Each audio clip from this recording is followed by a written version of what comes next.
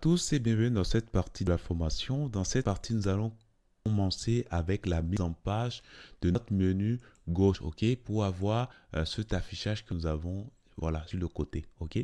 Donc, du coup, nous allons commencer tout ceci.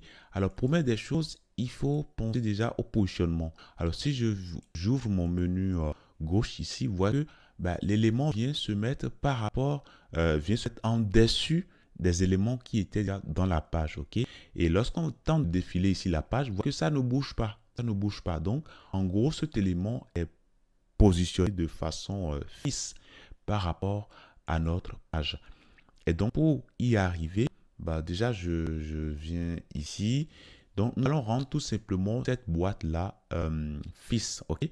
Alors, ce que je vais faire au niveau de mon framework ici, je vais définir ici une propriété déjà pour ficide. Et là, je vais mettre ici position ficide. Voilà, tout simplement. Et puis là, c'est bon. Après, je peux également définir ici relative. Hein. Voilà, relative. Voilà, on en aura tout le temps besoin. Voilà, et puis on va également définir ici absolute. Absolute. Là, c'est bon. Alors, une fois que ça c'est fait, maintenant, ici, on va ajouter ici ficide. OK? Donc, désormais, ce sera fils. On va également ajouter boss, hein, tout simplement. Voilà, pour ajouter de l'ombre autour. Voilà, OK? Donc, notre élément est retiré du flux normal d'affichage et est désormais fixe par rapport à la page. Sauf que ce n'est pas totalement en haut. Nous, on veut voir l'élément totalement en haut. OK?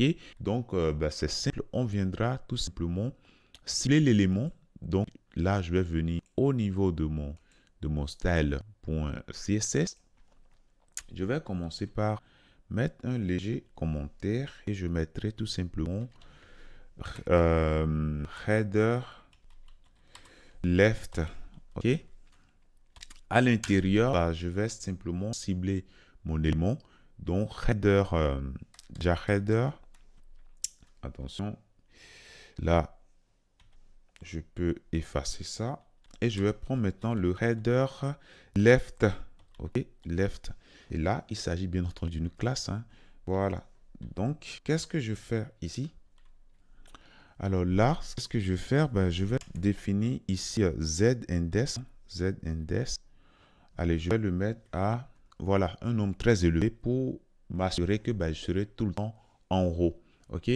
Maintenant, on n'a pas vraiment ce sentiment-là qu'on est totalement en haut. OK? Donc, du coup, alors ici, attention, c'est plutôt le nav qu'on a à l'intérieur. Hein. OK? Oui, c'est bon ça. Donc, du coup, on va simplement changer la couleur d'arrière-plan. OK? Le background color, on mettra white. Comme ça, on verra mieux. OK? Donc là, c'est bon. On voit mieux comme ça. Et les autres éléments de la page sont en dessous. Donc là, c'est bon. Maintenant, au niveau de la hauteur, maintenant. OK? Au niveau de la hauteur, donc du width, on va mettre plutôt, allez, mettons 100 VH. OK? Normalement, tout devrait bien se passer. Donc là, c'est bon. Maintenant, au niveau de la largeur, on peut mettre, écoutez, mettons 300 pixels. Hein, 300 pixels. Et là, je trouve que ça devrait être bon comme ça. Là, c'est bon. Maintenant, pour les éléments que nous avons à l'intérieur, ok, pour ces éléments-là, nous allons d'une part espacer un peu, mais également faire en sorte que lorsqu'on vient sur chaque élément, qu'il y ait ce changement-là hein, d'arrière-plan. Comment faire pour mettre un peu d'espace pour chaque élément? Alors, je reviens déjà ici au niveau du code. Alors, nous avons ici que des LI, ok? Nous avons que des LI à l'intérieur. Donc, ce qu'il serait bien de faire, c'est de cibler tous les LI que nous avons à l'intérieur et définir tout simplement des marges intérieures, ok? Alors, ce qu'on pourrait faire également, c'est de le faire directement à l'élément A. Ce sera encore très bien, ok? Donc, du coup, nous allons venir ici au niveau de style et je vais simplement dupliquer ceci. Et je vais dire que je vais simplement prendre les éléments A que j'ai à l'intérieur. Attention, CTRL Z. Alors, je reviens ici. Je vais dupliquer tout ceci, ok? Je duplique ça. Je vais dire que je veux récupérer l'élément A que j'ai à l'intérieur. Et je veux lui donner plutôt un padding, ok? Une marge intérieure. Donc, padding, le haut et le bas, je mettrai 10 pixels. La gauche et la droite, allez, mettons 5 pixels. Ça devrait le faire, ok? Donc là, c'est mieux comme ça, hein? Mais le haut et le bas, on peut aller plus loin et dire, on veut mettre 20, allez, mettons 20 pixels. Et là, malheureusement, c'est quand même pas assez visible. Pourquoi? Parce que nous sommes en face des éléments de type inline, ok?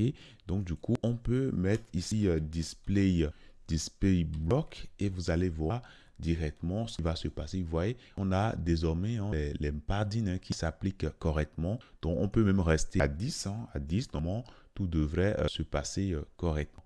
Voilà. Donc là, c'est plutôt pas mal comme ça. Maintenant, lorsqu'on va venir sur chaque élément, on va penser également à changer l'arrière-plan. OK? Lorsqu'on va venir sur chaque élément LI. OK? Donc, je vais simplement dupliquer ça. Et je vais prendre ici le LI. Point over. Lorsqu'on va survoler le LI, on va changer la couleur d'arrière-plan. Donc, background color, on mettra EF, EF, EF. Voilà. Et là, pour l'instant, vous voyez, c'est bon. Voilà. Donc là, c'est déjà pas mal comme ça. Maintenant, si je reviens ici, vous voyez que quand je viens sur un élément, ça devient gras. OK? Donc, on peut également ajuster tout cela. Voilà, donc je reviens ici. Et là, je mettrai ici un font weight. Je mettrai bold. Voilà, tout simplement. Et normalement, tout devrait être bon. Voilà, vous voyez, donc ça devient bien gras. Voilà. Maintenant, on peut également légèrement agir sur le font size, mais là, je trouve que c'est déjà pas mal, hein. Voilà. Donc ça, c'est bon pour le menu left. Par défaut, ça ne va pas s'afficher, hein. Ok, quand on vient directement sur le site, ça ne va pas s'afficher. C'est lorsqu'on va cliquer sur cet élément-là que ça va s'afficher. Ok, donc du coup, nous allons, si vous voulez, je reviens ici et nous allons mettre ici un display none. Ok, tout simplement. Et normalement, quand je viens là, je vois que ça n'affiche pas. Donc, dans la prochaine partie, nous allons créer le script qui va nous servir à créer, genre, l'interactivité. OK? Voilà, je vous dis merci et à tout de suite dans la prochaine.